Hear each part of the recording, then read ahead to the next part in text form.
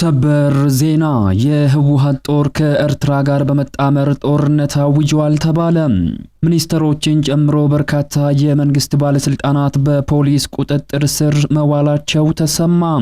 የአክብሮት ሰላምታችን በያላችሁበት ድረስ የተወደዳችሁ የኢትዮ ፖስት ሚዲያ ቤተሰቦች እንደምን አላችሁ? አዳዲስና ወቅታዊ ሰበር ዜናዎችን ይዘንላችሁ መጥተናል። በቅድሚያም አበይት ነጥቦችን በማስተዋወቅ እንጀምራለን። ሚኒስትሮችን ጨምሮ በርካታ የመንግስት ባለስልጣናት በፖሊስ ቁጥጥር ስር መዋላቸው ተሰማ። ከቀናት በፊት መንግስት በሙስና የተጠረጠሩ ባለስልጣናት ላይ እርምጃ እየወሰደ መሆኑን መግለጹ የሚታወቅ ሲሆን በዛሬው ዕለት ይፋ በሆነው መግለጫ በህገወጥ ተግባራት ላይ በመሳተፍ በቢሊዮን የሚቆጠር ገንዘብ አጭበርብረዋል የተባሉ ሚኒስትሮችን ጨምሮ ከፍተኛ የመንግስት ባለስልጣናት ላይ በተወሰደው እርምጃ ከ38 የሚበልጡ ባለስልጣናት በቁጥጥር ስር መዋላቸው ይፋ ተደርጓል። ስምና ዝርዝራቸው ተዘርዝሯል። በዘገባችን ተሰሙታላችሁ። በሌላ ሰበር ዜና ብልጽግና ፓርቲ ለሁለት መሰንጠቁ ተነገረ። አዲስ አበባ የኦሮሚያ ክልል ዋና ከተማ ትሁን የሚለው የውሳኔ ሐሳብ በሀገራዊ ምክክሩ ላይ መቅረቡን ተከትሎ ምክክሩ በከፍተኛ ሁኔታ እየተበጠበጠ መሆኑ ተሰምቷል። በአዲስ አበባ ጉዳይ የብልጽግና ፓርቲ አባላት ለሁለት በመሰንጠቅ አደገኛ የሆነ ውጥረት ውስጥ መግባታቸውና በአዲስ አበባ ጉዳይ ሲደረግ የነበረው ምክክር ያለ ስምምነት መበተኑ ተገልጿል። በዝርዝር ታዳምጡታላችሁ።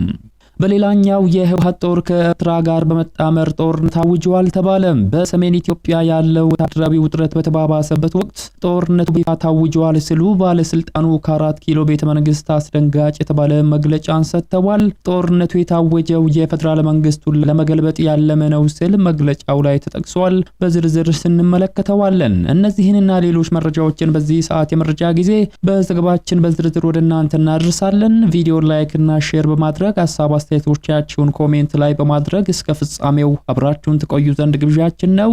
ወደ ዝርዝር መረጃው እናምራ። በመጀመሪያም ብልጽግና ፓርቲ ለሁለት ተሰነጠቀ። አዲስ አበባ የኦሮሚያ ክልል ዋና ከተማ ትሁን የሚለው የውሳኔ ሐሳብ በሀገራዊ ምክክሩ ላይ መቅረቡን ተከትሎ ምክክሩ በከፍተኛ ሁኔታ እየተበጠበጠ መሆኑ ተሰምቷል። በአዲስ አበባ ጉዳይ የብልጽግና ፓርቲ አባላት ለሁለት በመሰንጠቅ አደገኛ የሆነ ውጥረት ውስጥ መግባታቸውንና በአዲስ አበባ ጉዳይ ሲደረግ የነበረው ምክክር ያለ ስምምነት መበተኑ ተገልጿል። በአዲስ አበባ ከተማ ህጋዊ አቋም ዙሪያ የቀረቡ ምክረ ሐሳቦች በተመካካሪዎች ላይ ልዩነት የፈጠረ ሆኖ ቆይቷል። አዲስ አበባ የፌደራል ከተማ ትሁን በሚለው ምክረ ሐሳብ ዙሪያ ስምምነት ላይ ቢደረስም ከተማዋ በተጨማሪነት የኦሮሚያ ክልል ዋና ከተማና መቀመጫ ትሁን በሚል የተነሳው ምክረ ሐሳብ ግን በስብሰባው አዳራሽ ውስጥና ከአዳራሽ ውጪ ውጥረት እንዲሰፍን ማድረጉን ዘገባዎች አመላክቷል። ይህ ምክረ ሐሳብ አዲስ አበባን በተዘዋዋሪ መንገድ የኦሮሚያ ክልል ይዞታ የሚያደርግ ነው የሚል ሐሳብ የሚያነሱ ተመካካሪዎች ምክረ ሐሳቡን ለድርድር የማያቀርቡት መሆናቸውን ከሚገልጡ ተመካካሪዎች ጋር እየተሟገቱ መሆናቸውን ዋዜማ ራዲዮ ከስፍራው ዘግቧል። በሁለቱ ስልታዊ ቡድኖች የተዘጋጁ ምክረ ሐሳቦችን አድራሽተው እንዲያቀርቡ ኃላፊነት የተሰጣቸው 30 ተመካካሪዎች አዲስ አበባ የኦሮሚያ ክልል ዋና ከተማና መቀመጫ ትሁን በሚለው ጉዳይ ስምምነት ላይ መድረስ ባለመቻላቸው ምክንያት የአጀንዳውን ምክረ ሐሳብ አጠናቅረው ለስራ ቡድኑ ጉባኤ ማቅረብ አለመቻላቸውን ዘገባው አመላክቷል። ሌሎች የስራ ቡድኖች ቅዳሜ ነሐሴ 2 ቀን ተጠናቅረው በቀረቡ ምክረ ሐሳቦች ዙሪያ ምክክር ቢያደርጉም የፌደራል ከተሞች ጉዳይን እየመከረበት የሚገኘው የስራ ቡድን 7 ግን ምክክር ሳያደርግ ለሰኞ ነሐሴ 4 ቀን ቀጠሮ በመያዝ ያለ ስምምነት ተበትኗል። የቡድኑን ምክረ ሐሳብ እንዲያጠናቅሩ ኃላፊነት የተሰጣቸው 30ዎቹ የአጠናቃሪ ቡድን አባላት ደግሞ የሚያደርጉትን ምክክር እንዲቀጥሉ ተወስኗል። የብልጽግና ፓርቲ አባላት በአዲስ አበባው አጀንዳ ዙሪያ ለሁለት የተከፈለ አቋም እያራመዱ መሆናቸውም ተጠቅሷል። የፓርቲው አመራሮች አዲስ አበባ የኦሮሚያ አካል ትሁን የሚለውን አማራጭ ደግፈው ሐሳብ ሲሰነዝሩ የነበሩ አባላትን ማስጠንቀቁን መዘገባችን የሚታወስ ሲሆን አሁን ደግሞ ፊቱን ከተማዋ የኦሮሚያ ዋና ከተማ ትሁን የሚለውን ምክረ ሐሳብ ወደ ተቃወሙ አባላት አዝሯል። በማዕከል ደረጃ ያሉ የፓርቲው ከፍተኛ አመራሮች አዲስ አበባ የኦሮሚያ ክልል ዋና ከተማና መቀመጫ መሆኗ በሕገ መንግስቱ ይካተት የሚለው ምክረ ሐሳብ ተቀባይነት እንዲያገኝ ከፍተኛ የተባለ ግፊት ማድረግ መጀመራቸው ተነግሯል። ይህንን ምክረ ሐሳብ ለሚቃወሙ የፓርቲው አባላት ከፓርቲው አቋም ውጪ እየተንቀሳቀሳችሁ ነው የሚል የማስጠንቀቂያ መልእክት እንደደረሳቸው የገለጡት ምንጮች በከፍተኛ አመራሮች ጫና የመፍጠር ስራ እየተከናወነ ነው ብለዋል። በተለይም በአማራ ክልል መንግስት ውስጥ የኃላፊነት ሚና ያላቸውና ከምክክር ጉባኤው ጀምሮ አንስቶ አዲስ አበባ የፌደራል ከተማ ትሁን የሚለውን አማራጭ ደግፈው እየሞገቱ የሚገኙ ተመካካሪዎች ጫና እየተደረገባቸው እንደሚገኝ ተጠቅሷል። አዲስ አበባ የፌደራል ከተማ ትሁን በሚለው ምክረ ሐሳብ ዙሪያ ስምምነት ላይ የተደረሰው አዲስ አበባ የኦሮሚያ አካል ትሁን የሚለውን አቋም ባንጸባረቁ የፓርቲው አባላት ላይ በተደረገው ጫና ምክንያት መሆኑን የሚያነሱ የፓርቲው ከፍተኛ አመራሮች ከተማዋ የኦሮሚያ ክልል ዋና ከተማ መሆኗን እውቅና መስጠት እንደ ማካካሻ የሚታይ ሊሆን ይገባል የሚል አቋም እንዳላቸው ምንጮች ጠቁመዋል። ከዚህ በተጨማሪ በምክክር አዳራሾች ከሚደረጉ የምክክር ሂደቶች ውጪ ትይዩ የሆኑ ድርድሮች እየተካሄዱ መሆናቸውን ዋዜማ በዘገባው ላይ አስፍሯል። የማንነት እውቅና፣ የአስተዳደር መዋቅርና ሌሎች ጥያቄ ያሏቸው ፓርቲዎች ከብልጽግና ፓርቲ ድጋፍ እንድታገኙ በአዲስ አበባ ጉዳይ አግዙን የሚል መደራደሪያ እየቀረበላቸው መሆኑን ጥያቄው የቀረበላቸው የፓርቲ አመራሮች ተናግረዋል። የተለያዩ ክልሎችን ወክለው በምክክሩ ላይ እየተሳተፉ የሚገኙ የብልጽግና ፓርቲ አባላትም መደራደሪያ ቀርቦላቸው አዲስ አበባ የኦሮሚያ ክልል ዋና ከተማ ትሁን የሚለውን ምክረ ሐሳብ እንዲደግፉ ግፊት እየተደረገባቸው ይገኛል ተብሏል። ወደ ቀጣዩ መረጃችን ስንሻገር የህወሓት ጦር ከኤርትራ ጋር በመጣመር ጦርነት አውጇል ተባለ። በሰሜን ኢትዮጵያ ያለው ወታደራዊ ውጥረት በተባባሰበት ወቅት ጦርነቱ ታውጇል ሲሉ ባለስልጣኑ ከ4 ኪሎ ቤተ መንግስት አስደንጋጭ መግለጫ ሰጥተዋል። ጦርነቱ የታወጀው የፌደራል መንግስቱን ለመገልበጥ ያለመ ነው ሲል መግለጫው ላይ ተጠቅሷል። የጠቅላይ ሚኒስትር አብይ አህመድ አማካሪ የሆኑት አቶ ጌታቸው ረዳ ባወጡት ዘለግ ያለ መግለጫ የህወሓት አመራሮች ከፌደራል መንግስቱ ጋር ያለውን ልዩነት በሰላማዊ መንገድ መፍታት እንደማይችሉ በይፋ ማወጃቸውንና የትግራይ ህዝብ ደህንነት የሚረጋገጠው በብልጽግና ፓርቲ መቃብር ላይ ብቻ ነው ወደሚል አደገኛ የጦርነት አዋጅ መሸጋገራቸውን አጋልጠዋል። ለወራት ሲካሄድ የነበረው የህወሓት አመራሮች ጥምረት አሁን ላይ የአደባባይ ምስጢር መሆኑን የገለጹት አቶ ጌታቸው አመራሩ የፕሪቶሪያውን የሰላም ስምምነት አጥብቀው የሚቃወሙ የውጭና የውስጥ ኃይሎች በተለይም ከአስመራ መንግስት ጋር በይፋ መስራት መጀመራቸውን ገልጸዋል። ዶክተር ደብረጽዮንና ግብረ አበሮቻቸውን በስም የጠቀሱት አቶ ጌታቸው የቡድኑ ዓላማ ምዕራብ ትግራይን በሰላማዊ መንገድ ማስመለስ ሳይሆን አዲስ አበባ ያለውን የፌደራል መንግስት በኃይል መገልበጥ መሆኑን አብራርተዋል። የፌደራል መንግስቱን የመገልበጥ ህልም ፈጽሞ ሊሳካ የማይችል መሆኑን የገለጹት አቶ ጌታቸው ነገር ግን ሙከራው በቀጠናው ሰላምና በትግራይ ህዝብ ህልውና ላይ የሚያስከትለው አደጋ እጅግ የከፋ እንደሚሆን አስጠንቅቀዋል። በቅርቡ በሸረሪና አካባቢ የተፈጠረውን ግጭት በማሳያነት ያነሱት አቶ ጌታቸው ሁኔታው ምን ያህል አደገኛ ደረጃ ላይ እንደደረሰ አመላካች ነው ብለዋል። በወቅቱ በቁጥጥር ስር የዋለው ከፍተኛ የጦር መሳሪያ የዚህ አደገኛ ጨዋታ የመጨረሻ ግብ የትግራይን ህዝብ ችግር መፍታት ሳይሆን የኢትዮጵያን መንግስት ማፍረስ መሆኑን በግልጽ ያመለክታል ብለዋል።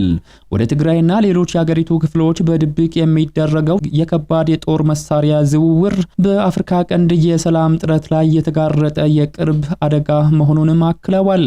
አቶ ጌታቸው የትግራይ ሰራዊት አባላት ለጥቂት ጦርነትን እንደ ጡረታ እቅዳቸው ለቆጠሩ ወንጀለኞች ሲሉ ህይወታቸውን እንዳያባክኑና አመራሮቹን ይበቃል እንዲሉ ጥሪ አቅርበዋል።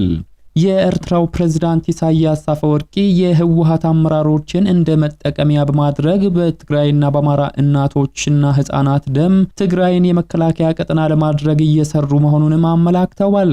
በተጨማሪም የፌደራል መንግስቱ ለፕሪቶሪያው የሰላም ስምምነት ሙሉ ትግበራ ቁርጠኛ ሆኖ እንዲቀጥል ለሚደረጉ ተደጋጋሚ ትንኮሳዎች ትዕግስት እንዲያሳይና ለሰላም የሚሆኑ በሮች ሁሉ ክፍት አድርጎ እንዲቆይ ጠይቀዋል።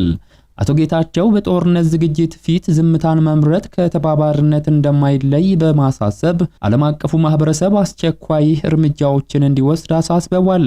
ከነዚህ እርምጃዎች መካከልም የድንበር አቋራጭ እንቅስቃሴዎችን ለማረጋገጥ የሳተላይትና የመሬት ላይ ክትትል ማሰማራት፣ ግጭት ለሚቀሰቅሱ ወታደራዊና የፖለቲካ ተዋናዮች ተጠያቂነትን ማስፈን እንዲሁም የሲቪሎችን ደህንነት ማስቀደምና በቀጠናው ካሉ ሁሉም ኃይሎች ሙሉ ወታደራዊ ግልጽነትን መጠበቅ የሚሉትን ዘርዝረዋል።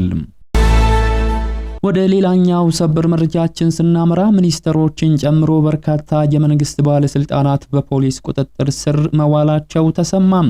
ከቀናት በፊት መንግስት በሙስና የተጠረጠሩ ባለስልጣናት ላይ እርምጃ እየወሰደ መሆኑን መግለጹ የሚታወቅ ሲሆን በዛሬው ዕለት ይፋ በሆነው መግለጫ በህገወጥ ተግባራት ላይ በመሳተፍ በቢሊዮን የሚቆጠር ገንዘብ አጭበርብረዋል የተባሉ ሚኒስትሮችን ጨምሮ ከፍተኛ የመንግስት ባለስልጣናት ላይ በተወሰደው እርምጃ በቁጥር ከ38 በላይ የሆኑ ባለስልጣናት በቁጥጥር ስር መዋላቸው ይፋ ተደርጓል።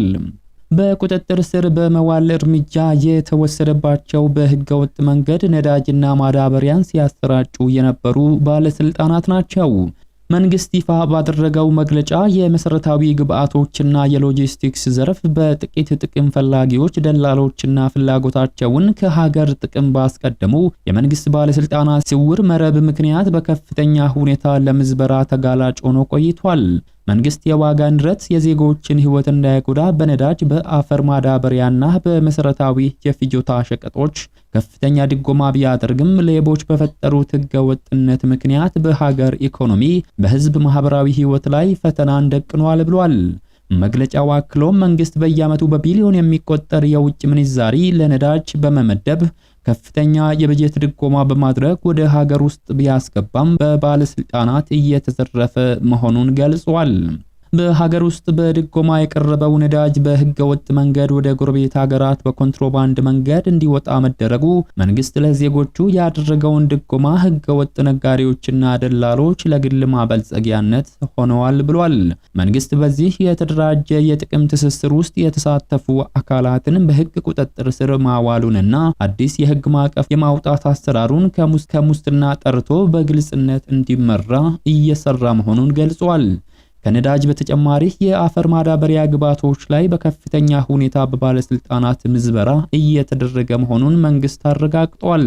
አርሶ አደሩ የአፈር ማዳበሪያ ግብዓትን በአይነት በበቂ መጠንና በወቅቱ ማግኘት የሚኖርበት ቢሆንም በዘርፉ የታዩ የሙስናና የጥቅም ሰንሰለቶች የአርሶ አደሩን ድካም ከመበዝበዝ አልፈው የሀገርን የምግብ ዋስትናን አደጋ ላይ የጣለ ሆኖ መገኘቱን የገለጸው የመንግስት መግለጫ በዘርፉ ላይ በህገወጥ ተግባራት ላይ የተሳተፉ አካላት ላይ እርምጃውን አጠናክሮ ቀጥሏል። በህገወጥ መንገድ የሽፋን ደብዳቤዎችን በማዘጋጀት ነዳጅ በመደበቅና አየር ባየር በመሸጥ ወንጀል የተሳተፉ ከ38 በላይ ከፍተኛ የመንግስት ባለስልጣናት በፖሊስ ቁጥጥር ስር ውለው በህግ ተጠያቂ ሆነዋል ያለው የመንግስት ኮሙኒኬሽን መግለጫ በተጨማሪም በሀገር አቀፍ ደረጃ በህገወጥ የነዳጅ ንግድ ላይ የተሰማሩ ከ650 በላይ ግለሰቦች፣ ማዲያዎችና አቅራቢ ኩባንያዎች ላይ የህግ እርምጃ ተወስዷል ብሏል። በአፈር ማዳበሪያ ግዢ አሻጥር የተሳተፉ በተቋም የጥቅም ትስስርን በመፍጠር ጥራት የጎደለውንና ጊዜው ያለፈበትን የአፈር ማዳበሪያ ግዢ እንዲፈጸም በማድረግ ሆነ ብለው ችግር በፈጠሩ የግብርና ሚኒስቴር ከፍተኛ አመራሮች ላይ የወንጀል ተጠያቂነት እርምጃ እንደተወሰደ በመግለጫው ላይ ተብራርቷል። መንግስት የልማት እንቅፋት የሆኑትን ሙስናና ሌብነትን እንደ ማንኛውም ፈተና በጽናት እየተጋፈጣቸው መሆኑን በመግለጫው ላይ ተጠቅሷል። የተወደዳችሁ የሚዲያችን ቤተሰቦች ለሰዓቱ ያዘጋጀንላችሁ መረጃዎች የተከታተላችኋቸውን ይመስሉ ነበር። ከሰዓታት በኋላ በሌሎች አዳዲስ መረጃዎች ዳግም እስከምንገናኝ በያላችሁበት መልካሙን ሁሉ ተመኘን።